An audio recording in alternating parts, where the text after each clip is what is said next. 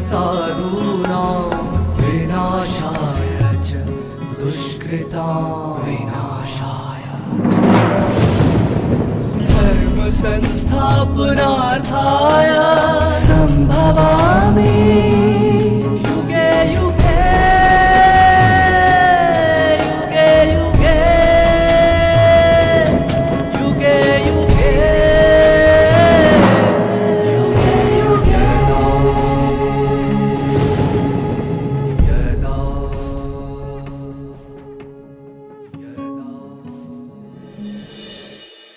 परमात्मा गीता ज्ञान के गुह्य रहस्यों को सहजता से स्पष्ट करके सिद्धि स्वरूप बनने का राज समझाते हैं। वे सभी आत्माओं को गुणों एवं शक्तियों का खजाना प्रदान करते हैं। स्वधर्म में स्थित होकर हर कर्म परमात्मा को समर्पित करने से ही उत्तम फल की प्राप्ति होती है। स्वधर्म की स्थिति अर्थात आत्म अभिमानी स्थिति आत्मा के आंतरिक श्रेष्ठ भाव को जागृत करती है, जिससे ही आत्मा सर्व सिद्धि प्राप्त करने के योग्य बनती है। ओम शांति। मानव इतिहास में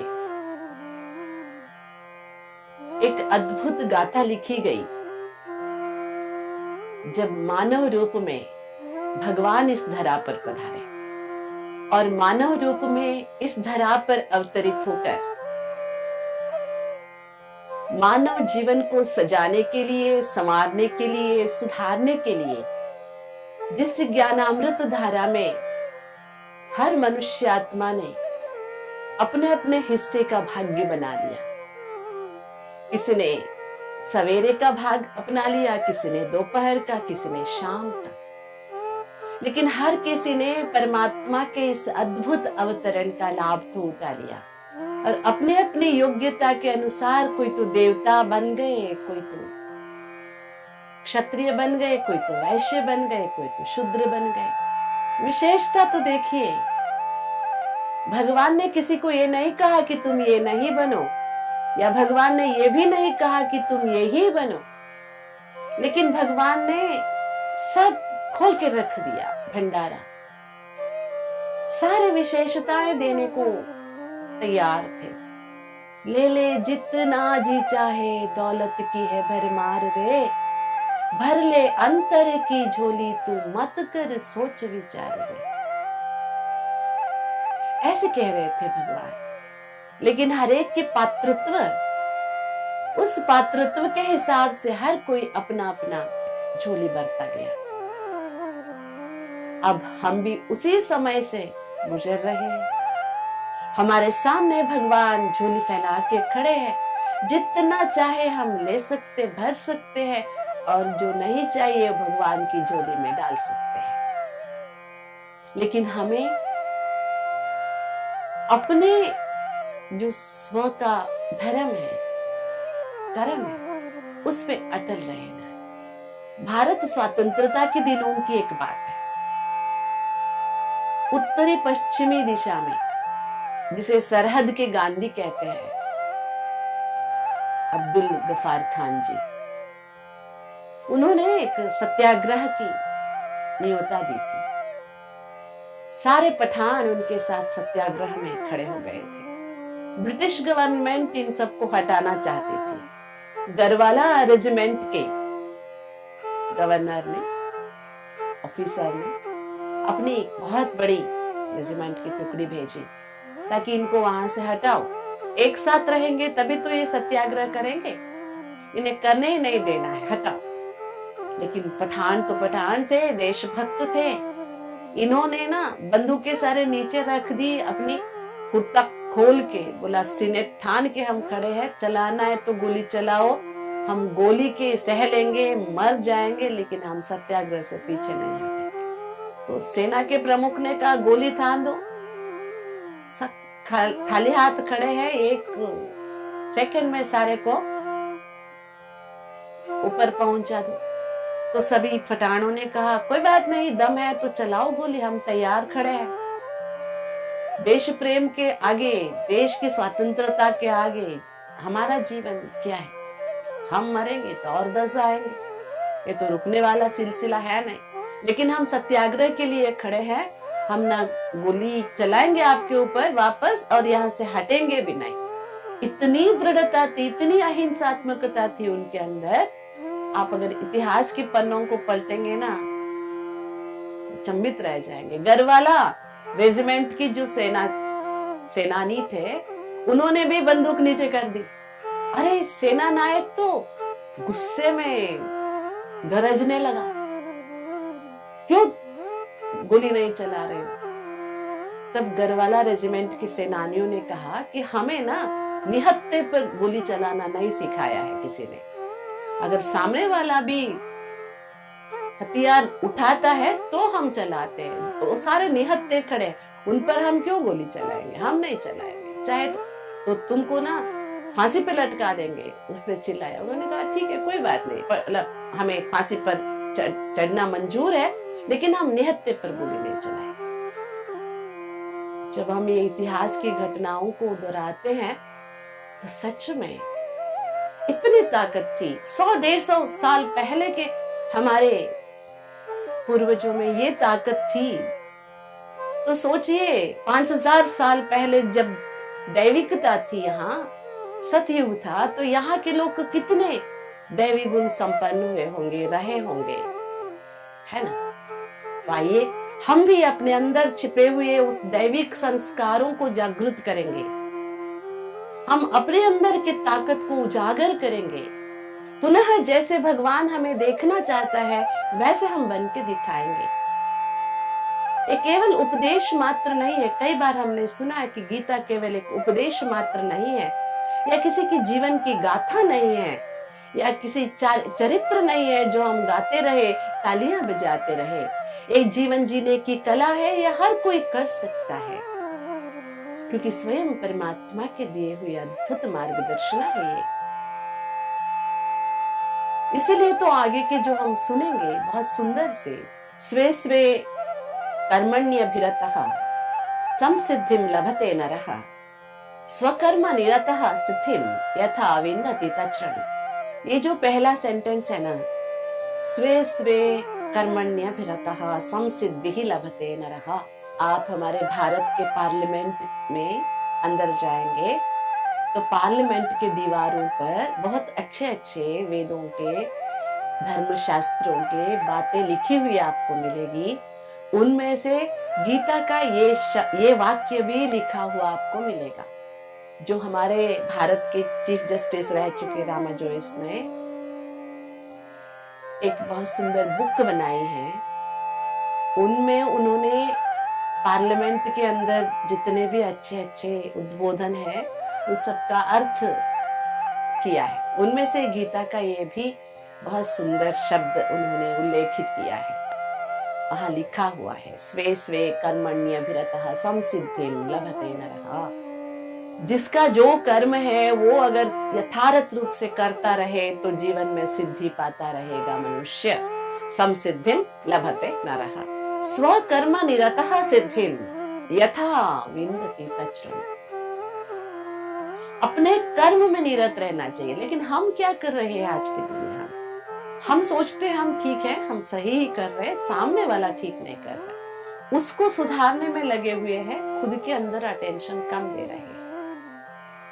अगर हर कोई अपना काम ठीक से करे तो सब जगह यश ही मिलना है, सफलता ही मिलनी है, इसमें संशय है ही नहीं। स्वकर्म क्या है ये पहचानना, थोड़ा सा एनालाइज करेंगे। स्वकर्म क्या है?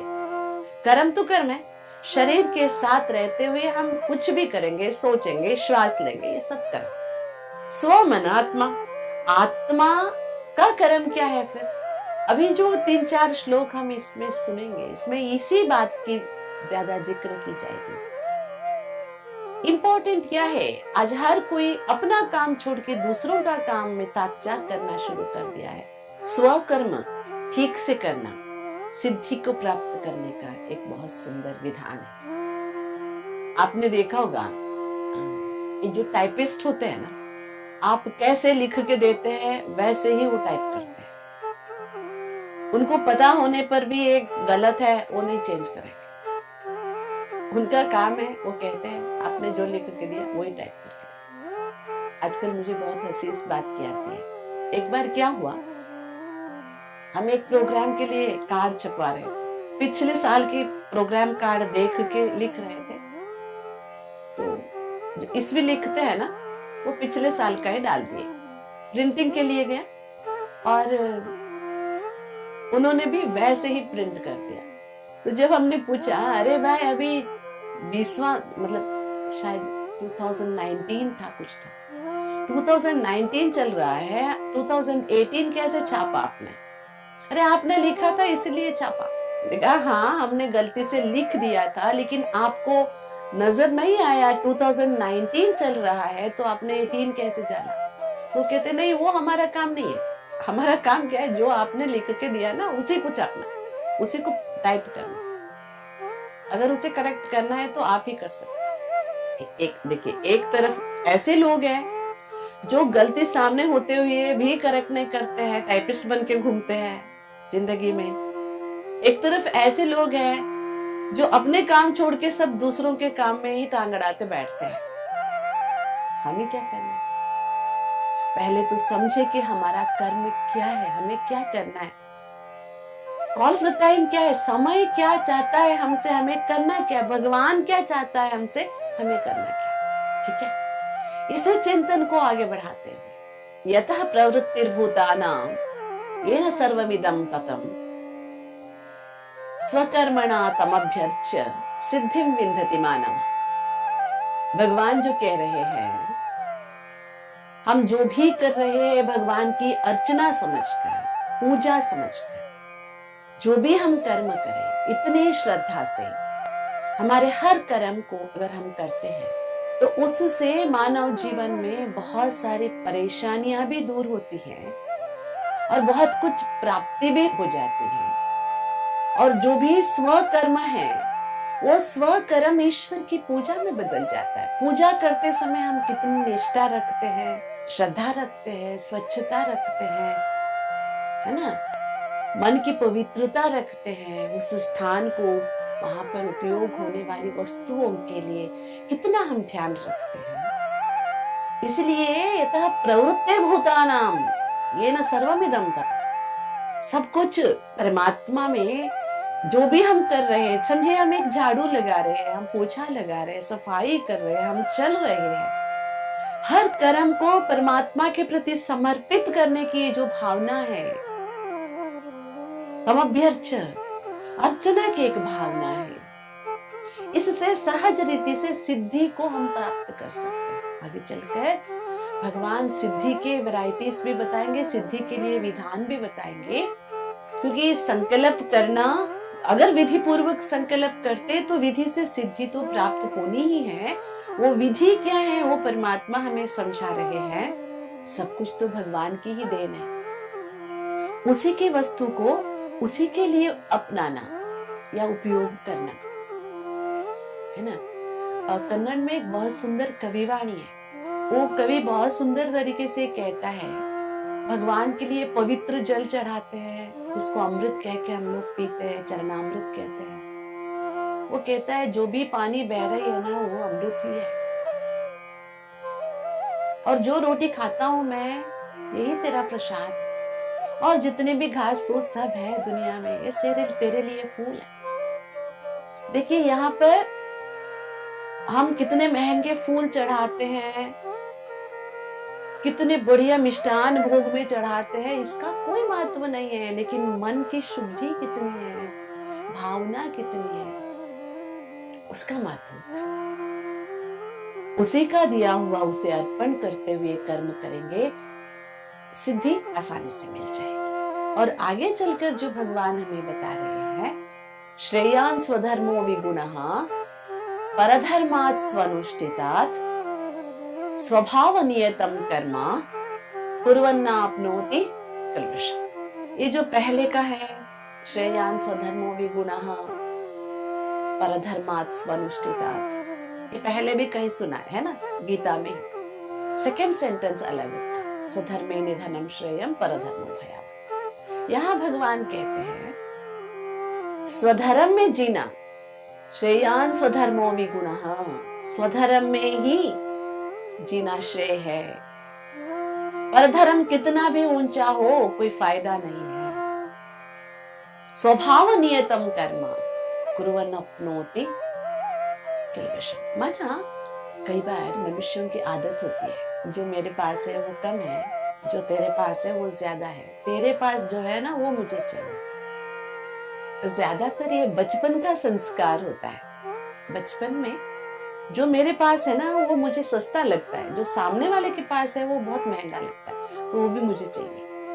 कई बार मनुष्य कितना भी बड़ा क्यों ना हो, उसका बचपना जाता नहीं है। यहाँ भगवान क्या कह रहे हैं कि अपना स्वभाव भले दोषपूर्ण लगे, लेकिन अपने स्वभाव के अनुकूल ही चलना चाहिए।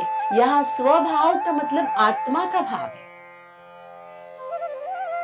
स्वभाव का क्या करे, गुस्सा करना मेरा स्वभाव है, क्या करे, ऐसे नहीं, सफाई नहीं देना इसमें। देह भाव को अपना स्वभाव मत समझना। ये गलती हो चुकी है हमसे, फिर से नहीं करना है ना, ये भगवान समझा रहे। स्वकर्म, स्वधर्म, स्वभाव, यहाँ पर ये बातें हो रही। सिद्धि का आधार स्वकर्म, निष्ठा से करना, स्व धर्म पे ही अड़े रहना और स्वभाव के अनुकूल ही चलते रहना। अर्थात स्व आत्मा का कर्म क्या है, शरीर के साथ जैसे करना है, देह भाव में नहीं आते हुए चलना है, अहंकार में नहीं आना है।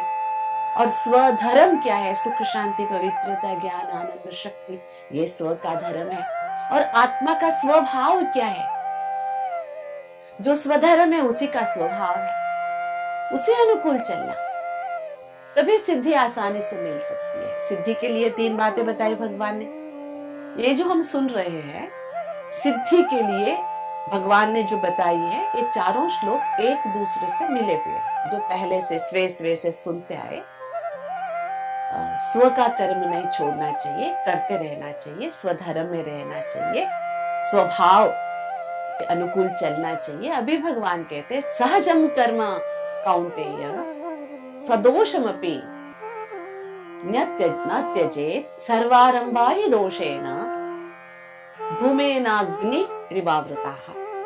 भगवान कहते हैं कि सहजम कर्म कौन्तेय, स्व का कर्म स्वभाव सहज होता है। अगर सहज कर्म करते समय आप सोचिए कि दूसरे का कर्म हमें सहज लग रहा है, स्व का स्वभाव दोषपूर्ण लग रहा है, भगवान कहते हैं लेकिन आत्मा का जो मूल स्वभाव है ना, इसे त्यागना नहीं चाहिए। सर्वारंभाय दोषेण, मतलब यहाँ पर ऐसे जस्टिफाई किया जा रहा है, जहां आग है वहां थोड़ा सा धुआं तो होगा ही, मतलब हर एक के अंदर थोड़ी ना थोड़ी कोई कमी तो होगी ही, कोई परिपूर्ण परब्रह्मा तो नहीं है। इसलिए मेरे अंदर ये दोष है, इसलिए मैं इसे त्याग देता हूं, उसे स्वीकार कर लेता हूं, ऐसे नहीं होना चाहिए। नहीं तो क्या होगा, आपने कहानी सुनी है ना, लोमड़ी निकली शेर बनने ना, बचपन में ऐसी बहुत सारी कहानियां सुनी है। लोमड़ी को लगता था कि बैठे बैठे सब मिल जाता है शेर को, मैं भी शेर बन जाऊंगा तो मुझे बहुत अच्छा सब कुछ मिलता रहेगा। उसने क्या किया, एक लोहे का टुकड़ा लिया, अपने ऊपर सारा शेर के जैसे पट्टा लगा दिया, तो बेचारे दर्द के मारे सह ना सकी, मर गए। ऐसे कहानी हम सुनते हैं, ऐसे नहीं होना चाहिए। दूसरों का हमें बहुत अच्छा लगता है, लेकिन अपने जो स्वभाव है, अपने स्वधर्म है, यहाँ अपने का मतलब स्व का मतलब देह का बिल्कुल नहीं है, आत्मा का जो स्वभाव है, स्वधर्म है, स्वकर्म है, उसे कभी नहीं छोड़ना चाहिए, उसी के अनुकूल चलना चाहिए। चाहे कष्ट हो, चाहे लगे ये मुश्किल है, चाहे लगे इससे हम पहुंच नहीं सकते, लेकिन परधर्म के वशीभूत नहीं होना चाहिए। देहाभिमान, देह भाव, इसके वशीभूत नहीं होना चाहिए। स्वधर्म में जीना है, स्वधर्म में मरना है। यही सहज साध्य भी है, सिद्धि का आधार भी है। इसी अनुकूल चलना चाहिए। और भगवान कहते अगर स्वधर्म पे चलोगे तो मैं तुम्हारे साथ हूं। जैसे देखिए आजकल हम देख रहे हैं कि हम शांति देंगे आपको, हम आपको शांति देंगे, चिल्ला चिल्ला के लोग बोल रहे हैं। अरे शांति देंगे तो शांति से दीजिए ना, चिल्ला के क्यों बोल रहे हैं? चिल्ला चिल्ला के शांति थोड़ी दी जाती है। ये हो गया ऐसे परधर्म के आधार से सिद्धि ढूंढना, मानो रेत के फाउंडेशन पे महल बनाना। इसलिए ये जो सिलसिला हमने परमात्मा ज्ञान की बहुत अच्छी तरह से हजम करने की कोशिश की है, इसमें स्वधर्म, स्वकर्म, स्वभाव, इसे संभाल के रखेंगे, परमात्मा के कहने अनुसार चलते रहेंगे और जीवन को जैसे भगवान चाहते हैं वैसे बनाएंगे। ओम शांति। श्रीमद् भगवद गीता द्वारा परम पिता हमें आत्मा, परमात्मा एवं सृष्टि चक्र का संपूर्ण ज्ञान देते हैं। साथ साथ वे हमें गुणों एवं शक्तियों का खजाना प्रदान करते हैं, जिनको धारण करके हम प्रभु प्रेम के पात्र बनते हैं। गीता ज्ञान के अनुसार मन में श्रेष्ठ भाव रखकर अपने नित्य कर्म करने से सहज ही सिद्धि व सफलता प्राप्त होती है। भगवान के प्रति असीम श्रद्धा एवं अटूट आस्था रखकर यदि हम अपने कर्मों को परमात्मा के प्रति समर्पित करेंगे तो उन कर्मों का फल भी श्रेष्ठ हो जाएगा। परमात्मा समझ देते हैं कि स्वधर्म में स्थित रहकर जिया हुआ जीवन ही श्रेष्ठ जीवन है। स्वधर्म अर्थात आत्मा का जो धर्म है, पवित्रता, सुख, शांति, प्रेम, आनंद इत्यादि। दोस्तों, देह भान के वश विकारों के प्रभाव में रहकर यदि हम कोई कर्म करते हैं तो वह परधर्म कहलाता है और यह परधर्म अशांति एवं दुख के द्वार है। इसीलिए मनुष्य को अपने स्वधर्म में स्थित रहकर अपने मूल स्वभाव के अनुसार ही चलना चाहिए, तभी वह सहज सिद्धि प्राप्त कर सकता है। आत्म अभिमानी स्थिति ही आत्मा का स्वधर्म है और इससे वह परमात्मा के स्नेह एवं समीपता को महसूस करते हुए अपने जीवन को श्रेष्ठ बना सकता है। ओम शांति।